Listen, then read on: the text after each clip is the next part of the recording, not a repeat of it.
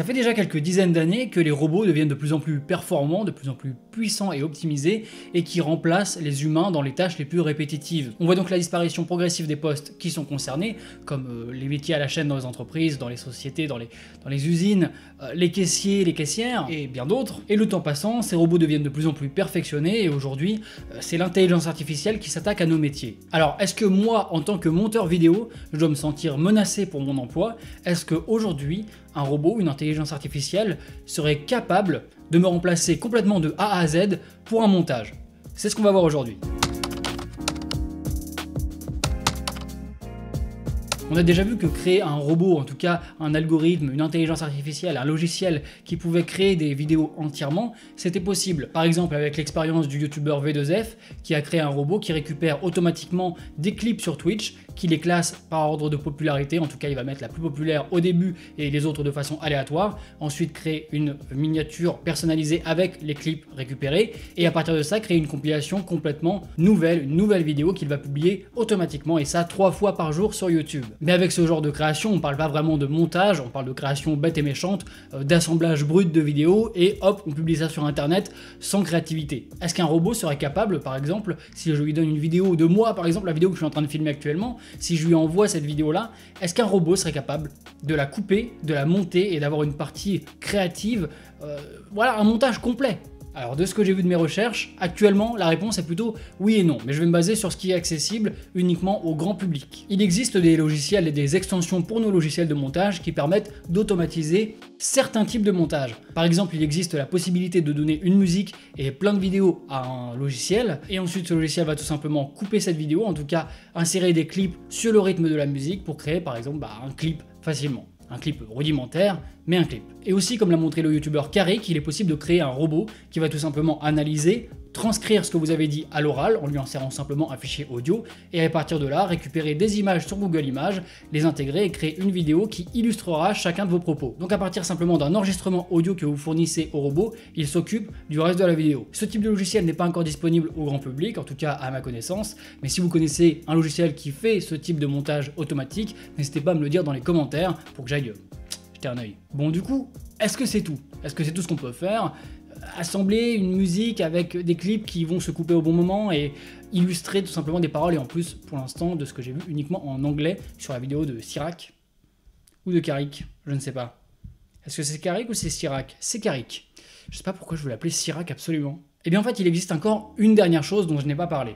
C'est tout simplement l'automatisation des coupures de blanc de vos vidéos. Je parle de logiciels qui vont détecter tout simplement les silences de votre vidéo et les retirer automatiquement pour ne laisser que les parties où il y a du son, tout simplement, les parties où vous parlez. Et ces logiciels, ils existent déjà, et vous pouvez même déjà les acheter. En tout cas, les louer, parce que c'est un système d'abonnement à chaque fois, je déteste ça.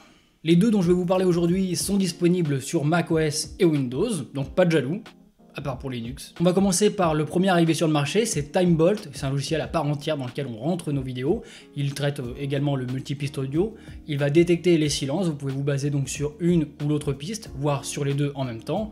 Et vous pouvez exporter donc soit un fichier vidéo traité donc sans les blancs, soit un fichier XML que vous pourrez intégrer dans le logiciel de montage de votre choix, et à partir de là, vous pourrez finaliser votre montage. Vous avez quelques paramètres, comme par exemple choisir le seuil à partir duquel l'audio sera détecté comme du silence, mais aussi la durée du son qui sera laissée avant et après chaque coupe, donc pour créer quelque chose d'extrêmement dynamique de couper qui ne laisse pas le temps de respirer, ou alors vraiment laisser un petit peu du flottement entre chaque coupure quand même, mais aussi la durée à partir de laquelle un silence doit être considéré comme un silence et être coupé, retiré de la vidéo. Timebolt intègre également un logiciel de montage rudimentaire qui permettra de finaliser tout simplement les coupes. Si vous ne voulez pas passer par un autre logiciel de montage pour finaliser, vous pouvez tout simplement couper le début, la fin et les parties que vous voulez complètement retirer. Mais si vous voulez finaliser cette vidéo, la rendre plus dynamique, ajouter des extraits vidéo par-dessus, rajouter des textes, rajouter des titres, rajouter de la colorimétrie, tout ça, tout ce qui est artistique en réalité, il faudra vous en occuper séparément. Comme autre logiciel, on a AutoCut qui lui est un logiciel mais pas vraiment un logiciel à part entière,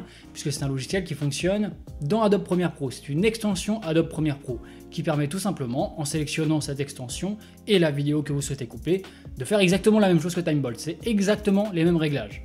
mais intégré à Premiere Pro. Donc avec les avantages de Premiere Pro, donc pouvoir continuer votre montage directement puisque vous êtes déjà dans le logiciel, mais aussi tout simplement de pouvoir couper votre vidéo directement dans le logiciel et donc ne pas avoir à exporter un fichier XML ou un fichier vidéo, à le réimporter, à refaire des coupes, etc. Mais dans tous les cas, que ce soit Timebolt, AutoCut ou n'importe quel autre logiciel de ce type, il vous restera tout de même la partie artistique. Le logiciel ne peut pas tout créer de A à Z. Il ne peut même pas d'ailleurs faire le choix pour vous des parties à retirer, puisque par exemple, si j'utilise le logiciel maintenant et que je fais un blanc, et que tout d'un coup, je me reprends, et bah il sera pas retiré. Le logiciel ne peut pas détecter, il ne peut pas savoir pour moi si je veux garder ou pas cette scène, c'est juste du son qu'il va garder. Et donc je devrais quand même dans tous les cas refaire un tri. Cependant, même si on n'est pas totalement arrivé à l'automatisation des montages, on voit qu'on s'en rapproche doucement mais sûrement. On n'est pas encore sur de l'intelligence artificielle, on est sur quelque chose d'automatique. C'est-à-dire, on va choisir un seuil de son et à partir de ce seuil, on va déterminer le niveau de silence et tout ce qui est au-delà de ce silence sera considéré comme du bruit. On va garder le bruit et on va supprimer tout ce qui est considéré comme silence. C'est encore bête et méchant, mais pour la majorité des créateurs, en tout cas les créateurs sur YouTube, je pense que tous les créateurs sont plus ou moins sur YouTube, que ce soit sur YouTube d'ailleurs ou sur Instagram ou sur Snapchat, je sais pas s'il y a des gens qui font des montages pour Snapchat. Ça vous permet tout simplement d'économiser énormément de temps, parce que si vous ne montez pas de vidéo, vous ne vous doutez pas à quel point le tri des scènes, ce qu'on appelle le dérush, prend du temps. Par exemple, 60 minutes de vidéo brute à trier, à découper, à dérusher, ça va nous prendre peut-être 2 heures, voire 3 heures. Ça dépend du nombre de choses à récupérer, du nombre de choses à trier. C'est très long. En plus d'être un processus chronophage, c'est un processus très répétitif, très long, et du coup qui nous permet de perdre du temps, qui nous fait perdre du temps sur la création, tout ce qui est création artistique. Pour ceux qui font du gaming, c'est génial, parce que en fait, le dérush, c'est la plus grosse partie du montage, c'est vraiment retirer tous les blancs. Et on peut avoir des dérushs de 4, 5, 6 heures facilement, même plus parfois. Et donc en retirant tous les blancs, on divise le temps de travail par 2, par 3, par 4. Après, on n'a plus qu'à faire le tri, à ajouter des effets, des zooms, des changements de position, des textes, des extraits. Bon, il reste quand même pas mal de boulot, mais on peut se concentrer dessus. Pareil pour les youtubeurs facecam, vu que souvent, comme moi, on parle, on fait des pauses, on va boire un coup, on arrête de parler, on reprend, on reparle, on se... Voilà, exactement comme là, on fourche, on sait plus ce qu'on dit. Et du coup, ça fait gagner énormément de temps. Alors personnellement, j'utilise pas ces logiciels, pourquoi ? Parce que je trouve que c'est un peu cher pour ce que c'est. Il me semble que c'est le même prix pour tous, il me semble que c'est un peu moins de 10 € dans tous les cas, euros par mois. Sachant que ça va intéresser principalement des youtubeurs, et les youtubeurs c'est pas des studios, les youtubeurs ils ont pas de pognon. La majorité en tout cas, les gros youtubeurs ils ont beaucoup de pognon dans leur société, ils peuvent investir. Mais les youtubeurs petits et moyens, souvent ils ont pas de fric pour ça quoi. Alors oui, c'est un calcul à faire entre le temps économisé, l'argent économisé finalement, qu'on pourra facturer aux clients d'une façon différente. Voilà, c'est des choses à calculer, et encore, là je parle en tant que monteur, parce que moi je vois le point de vue monteur, vu que c'est mon métier. Mais pour les créateurs, eux, que ça leur fasse 1 heure de plus de travail par jour, enfin par jour, peut-être pas par jour, mais par semaine, ils s'en foutent quoi. Donc, je pense que ces logiciels gagneraient à baisser un poil leurs tarifs. Enfin c'est mon avis personnel, hein, peut-être que je racontent des conneries avec leur tarif et très bien. C'est pas si cher que ça en réalité. Mais les petits qui commencent et qui voudraient céder de ça, ils le font pas. En tout cas, moi je suis vraiment pressé de voir l'évolution des logiciels qui vont nous aider à automatiser ces montages. Déjà là, on a une belle avancée avec ces logiciels-là en particulier, mais j'ai hâte de voir ce que le futur nous attend. En attendant, la seule chose que vous pouvez faire pour aller plus vite et pour automatiser vos montages, en tout cas en partie, c'est tout simplement d'optimiser votre workflow, de créer vos préconfigurations, de créer vos luttes, créer pas mal de petits paramètres que vous savez que vous allez utiliser, par exemple des préconfigurations pour les zooms, pour les positions, pour les effets, utiliser des textes préconçus que vous pourrez utiliser, toujours créer vos projets d'avance. Bref, il y a pas mal de petites astuces qu'on peut mettre en place pour optimiser et accélérer la création de vidéos.